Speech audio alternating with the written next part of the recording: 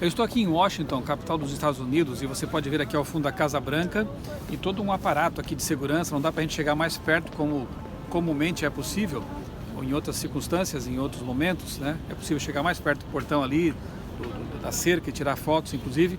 Mas agora é compreensível que haja todo esse aparato porque as relações aí entre Irã e Estados Unidos, preocupação com ataques terroristas, tudo isso paira no ar.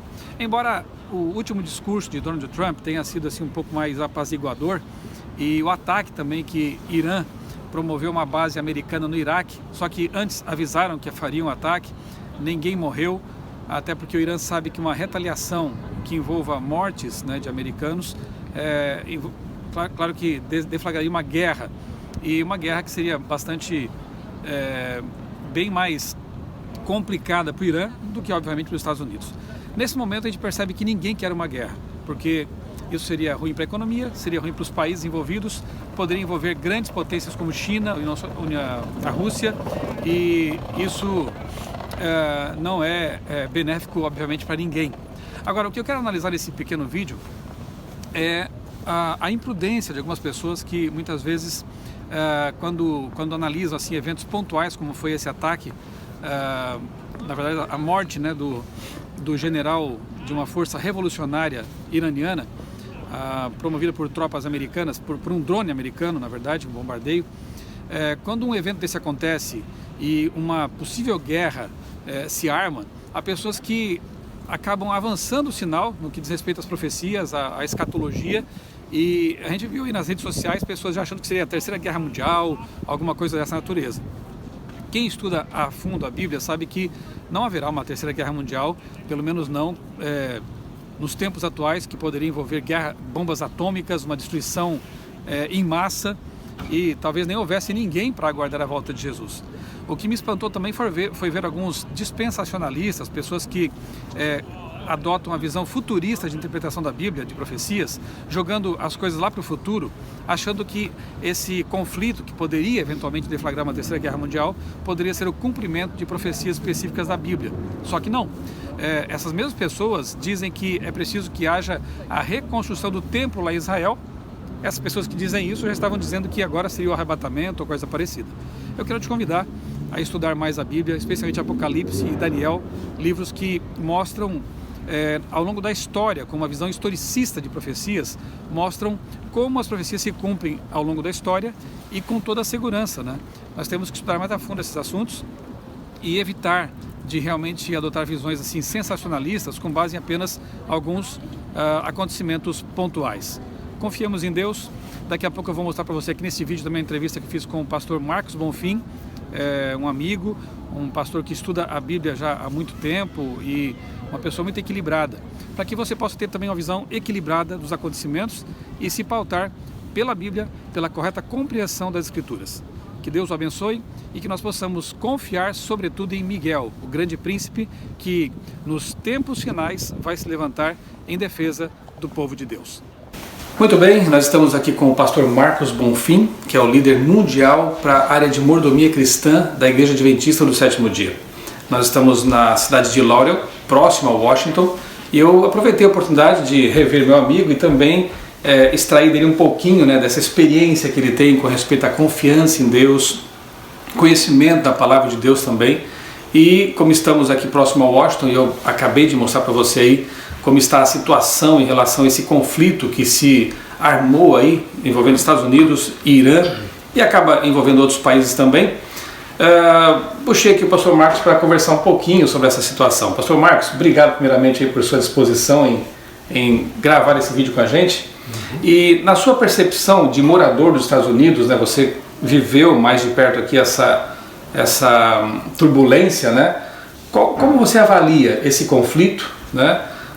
Quais os possíveis desdobramentos dele na sua visão de brasileiro quase americano? Não, quase americano não. Ou pelo menos vivendo aqui já há alguns anos, né? A percepção que a gente tem é que o pessoal não tem muito medo de que algo aconteça por aqui. Mas está ficando cada vez mais arriscado cidadãos americanos, que não é o meu caso, não sou cidadão, sou cidadão brasileiro, né? E tenho muita alegria disso. Mas para cidadãos americanos E até pra gente que sai daqui com algum documento daqui, acaba ficando assim um pouco mais perigoso. O mundo está ficando cada vez mais perigoso. Não só para cidadãos americanos, mas para todo mundo. Deixa eu aproveitar, você viaja muito por conta da sua função na Associação Geral. Isso é um fato? Você percebe esse clima de tensão em todo o planeta? Eu percebo uma preocupação cada vez maior quando você entra num país, a preocupação em checar os seus documentos e é cada vez mais ostensiva essa chegada e essa checagem de documentação. A gente percebe assim que os oficiais de governo estão bem preocupados com o que pode acontecer com a entrada de pessoas que não deveriam estar entrando nos países. Bom, então com respeito a essa questão pontual, Estados Unidos e Irã. A percepção que se tem aqui é que o Irã não tem assim potencial bélico suficiente para ser uma grande ameaça. Seria uma guerra que não seria seria assimétrica a guerra. Muito desproporcional. Bem desproporcional. Mas para os soldados que estão lá, poderia haver algum risco. E lá eles têm um grande contingente de soldados ali no Oriente Médio. E a preocupação maior é essa. Pode haver a longo prazo um acirramento de eventos com terrorismo. Mas o povo aqui já está vivendo nesse contexto de terrorismo. Desde o 11 de setembro, né, praticamente esse clima não desapareceu. Não desaparece. Tem o terrorismo interno, que eles nem chamam de terrorismo, que são os cidadãos aqui, que aqui todo mundo é armado, né? Esse fato de todo mundo ser armado tem o seu lado, tem um lado que evita crimes, porque o criminoso nunca sabe, o criminoso sempre presume que a outra pessoa está armada. Então isso praticamente você não tem criminalidade assim, mas quando a pessoa tem qualquer desvio mental, isso leva aos episódios aí a gente vê esses massacres aí em escolas, em boates e coisas assim. E é muito. E alguns eventos de carros que acabam atropelando multidões e tal. Então quem está por aqui está sempre... Você vai para a igreja, você não está seguro nem dentro da igreja. As pessoas gostam de usar a igreja para massacres. E por isso é bom um pequeno grupo, né? Pequeno grupo é mais seguro do que igreja ainda. Nesse caso, né? E isso me faz pensar naquele texto, né, de homens desmaiando de medo, com temor das coisas que vão vir, com expectativa do que vai acontecer, né? Parece que é um clima mais ou menos assim, né? Eu quando fui chamado para vir para cá, eu realmente estava com bastante medo. Eu pensava, vai ser meu fim, eu vou viajar e tal. O pessoal vai saber que eu moro lá naquele país e vão me confundir com um americano e eu tinha bastante receio. Depois você vai ficando aqui, vai acostumando com a situação e não parece tão grave. Mas eu acho que a preocupação nossa não deve ser por esse lado, né? A preocupação nossa deve ser o contexto profético que nós vivemos. E esse contexto, essa nossa preocupação não pode ser acionada por eventos isolados. Agora está o risco da guerra com o Irã, agora isso. Não, nós temos uma linha profética que indica que o fim está próximo. E não é porque os Estados Unidos está próximo de entrar em guerra com o Irã que eu devo estar preocupado. Eu devo estar preocupado no dia comum, quando não tem nenhum evento desse.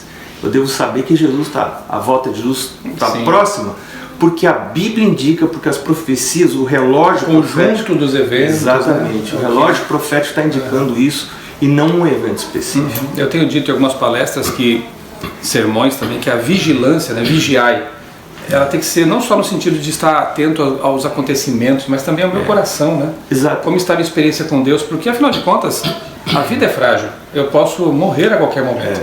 Então, na verdade, é muito mais urgente do que a gente possa pensar. E esse preparo, a gente consegue, não é olhando as notícias, não é olhando o jornal na televisão. Esse preparo a gente consegue acordando um pouquinho mais cedo de manhã, indo à presença de Deus, tendo um momento de oração, tendo seu momento de estudo da Bíblia, de confissão dos pecados, porque pecado confessado é pecado perdoado. Salomão diz, não tem quem não peque, né? Todos nós pecamos. Você peca, eu peco, mas O Deus considera santos e justos aqueles que reconhecem que são pecadores, mas que confessam o seu pecado. A Bíblia diz: se confessarmos nossos pecados, Ele é fiel e justo para nos perdoar os pecados e nos purificar de toda injustiça. Quem vive assim está preparado constantemente. Pronto, Jesus pode voltar. E assim, a gente pode morrer qualquer hora e não ser nem de guerra, um acidente, Sim. um AVC, até vegetariano tem AVC. Né? Você pode ter um evento aí e morrer. Mas isso não é o fim do mundo, é o fim da vida aqui, mas a gente tem a esperança da vida eterna aqui, ali que é a vida real. O que a gente está passando aqui é meio... não é a realidade. A realidade, Paulo fala, vai ser Sim. a coisa futura. Aproveitando aí as leituras do Reavivados por sua palavra, né? Jó, ainda que Ele permita que eu morra, nele confiarei. Ainda que Ele me tire o fôlego, nele eu confiarei. Nessa confiança. Pastor, você mencionou a questão escatológica, os eventos finais. Eu disse aqui na primeira parte desse vídeo que há pessoas que, como você também reforçou, né, que às vezes se baseiam nesses eventos pontuais. Claro que guerras e rumores de guerra estão no contexto do sermão profético de Jesus em Mateus 24 e outras passagens da Bíblia. Mas elas se baseiam, às vezes, em eventos pontuais para estabelecer umas teologias assim um tanto esdrúxulas, né? Eu me lembro quando aconteceu lá, já mencionamos aqui, né, o atentado às Torres Gêmeas. Sim. Teve pessoas que associaram aquilo com o carneiro lá de Daniel, capítulo 8, né? Olha, os chifres foram quebrados, né? Os dois chifres. Quer dizer, a falta que faz um estudo mais sério, mais contextualizado, uma visão historicista, né, das profecias, para ver que elas se encaixam num cenário maior. E houve pessoas nesse momento já associando esse conflito com a Terceira Guerra Mundial, tentando encaixar isso nas profecias, com o dispensacionalismo, né? O que você poderia dizer com respeito a essas aventuras escatológicas? O que eu quero dizer, o que eu poderia dizer é que isso revela uma falta de consistência em princípio de interpretação da Bíblia. Como que você interpreta o que você está lendo? E a boa notícia que eu tenho para dar é que a lição do próximo trimestre vai ser exatamente sobre isso, a lição da Escola Sabatina.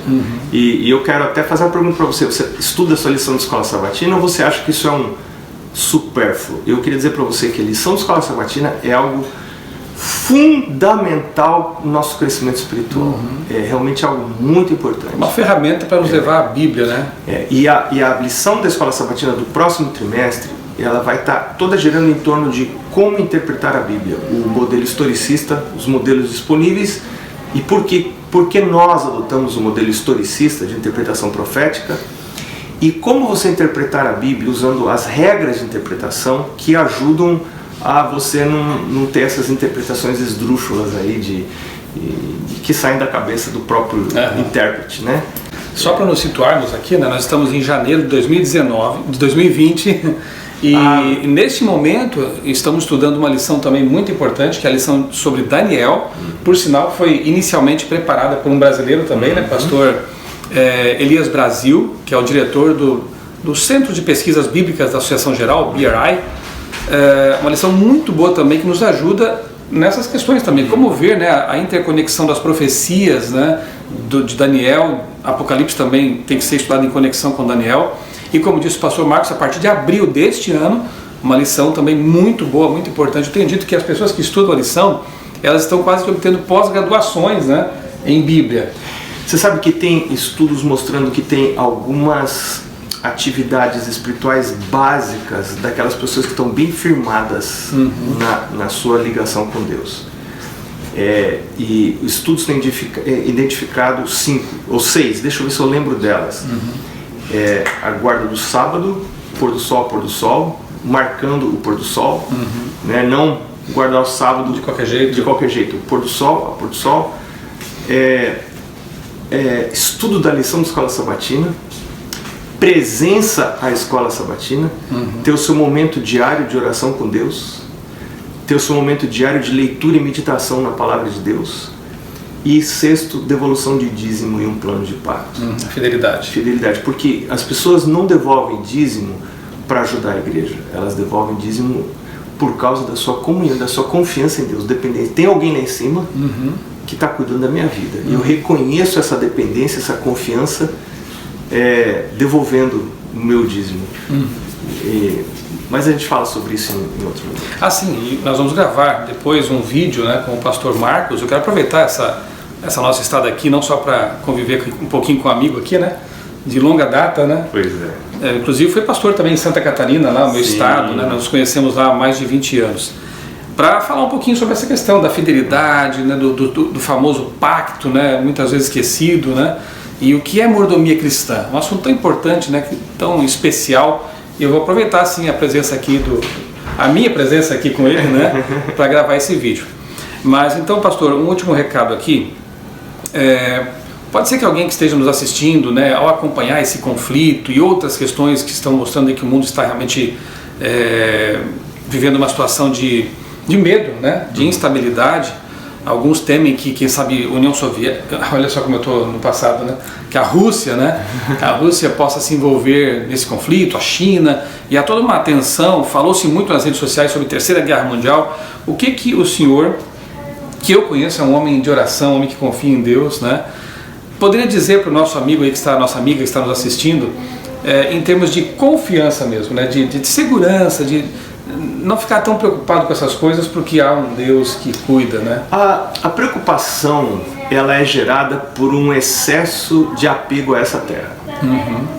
Quando a gente tem um apego muito grande às coisas dessa terra e a essa vida aqui, e a gente não tem um pensamento para com a vida eterna, então a gente não quer perder essa vida aqui, e aí fica muito preocupado. Quando a sua esperança está lá, e você está se preparando para estar lá, sua alegria está lá, então você está só curioso, como é que vai ser o desfecho desse negócio? E se eu morrer? Paulo falou, se eu morrer é lucro, né? Então o medo da morte é um jogo nas mãos do inimigo de Deus. Quando ele sabe que a gente tem medo da morte, ele vai jogar com esse medo para a gente tomar decisões que não são apropriadas. Paulo fala sobre isso, né? Eu não me lembro o texto exatamente onde está, mas Paulo fala sobre isso. O medo da morte é algo que nos leva a pecar. Então, eu tenho pedido a Deus que me tire esse medo, porque é um medo natural nosso. Por outro lado, o amor lança fora o medo, né? Claro, porque o instinto de preservação da vida é algo natural. Mas é muito interessante isso. Eu tenho entendido que Deus quer que eu desista dessa vida, né? E começa a pensar na vida de lá. Então o inimigo perde um pouco a força das tentações, porque, mas se você morrer? Se morrer é lucro, né? Paulo fala, o meu desejo era partir e estar com Cristo e estar lá, né? E preparando. Você morreu, você está esperando a volta de Jesus, né? Então a gente tem que olhar os eventos mundiais dentro desse contexto. Deus tem um cuidado para com a minha vida, Deus tem um propósito com a minha vida. Nada acontece fora da previsão de Deus. Ele sabe tudo, Ele sabe como vai terminar todas as coisas, Ele conhece a minha vida, Ele conhece o fim desde o princípio. Eu posso confiar nele, posso depender dele. Ele é um Deus fiel, Ele é um Deus que sabe todas as coisas. Então, só rapidinho, eu já estive à morte no hospital e pensando, como é que vão ficar minhas filhas, como é que vai ficar minha esposa nova, minhas filhas pequenas. E eu percebi que eu realmente iria morrer. Então finalmente eu aceitei o fato da morte, aceitei o fato de que Deus pode cuidar das minhas filhas e da minha esposa melhor do que eu. É isso, entrega teu caminho ao Senhor, confia nele e o mais Ele fará. Espero que você tenha gostado desse vídeo, né? Eu sei que o título ficou assim um pouquinho, aspas, sensacionalista, a Terceira Guerra Mundial, mas a intenção era essa, eu queria fisgar você para que você pudesse ter uma mensagem um pouquinho diferente dessas que andam circulando por aí, né? Que muitas vezes se baseiam em sensacionalismo mesmo, em alarmismo, né? Para que você terminasse esse vídeo com essa tônica de esperança, de confiança em Deus, de uma vida serena, tranquila, aguardando corretamente a volta de Jesus. Pastor Marcos, muito obrigado e um grande abraço para você.